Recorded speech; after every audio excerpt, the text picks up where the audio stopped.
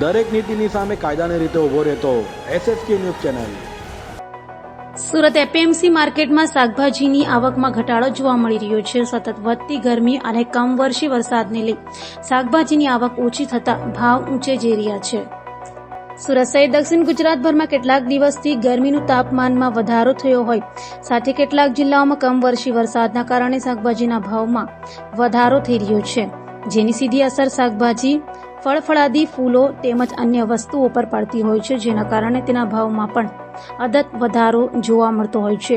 ત્યારે સુરતના એપીએમસી માર્કેટમાં જે શાકભાજીની આવકમાં ઘટાડો થતા તેના ભાવમાં વધારો જોવા મળ્યો છે।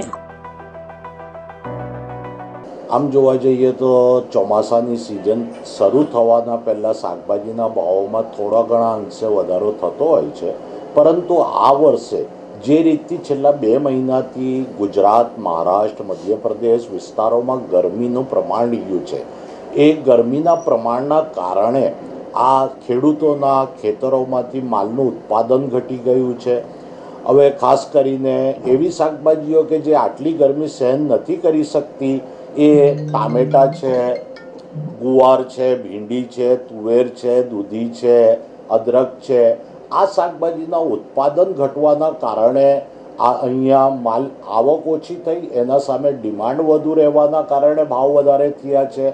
બીજું કે આ સિઝનમાં મોટે ભાગે લોકો શાકભાજી એ હલકો ખોરાક કહેવાય, એટલે શાકભાજી તરફ વધારે વળતા હોય છે। માંસાહારી લોકો પણ શાકભાજીનું સેવન વધારે કરતા હોય, એટલે એના સામે ડિમાન્ડ વધી જવાના કારણે શાકભાજીના ભાવોમાં વધારા થયા છે।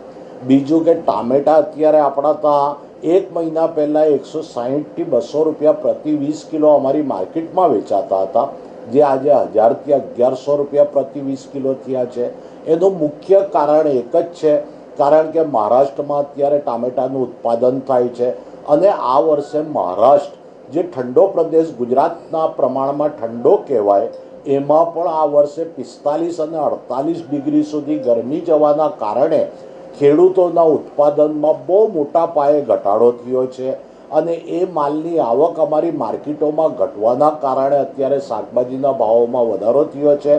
હવે ધીરે ધીરે જ્યારે વરસાદની સિઝન બરાબર ચાલુ થશે, ખેડૂતો નવી વાવણી કરશે અને એમનો માલ એમના હાથમાં આવી એ લોકો બજારોમાં ઠલવશે, એટલે ધીરે ધીરે બજારો અંકુશમાં આવી જશે।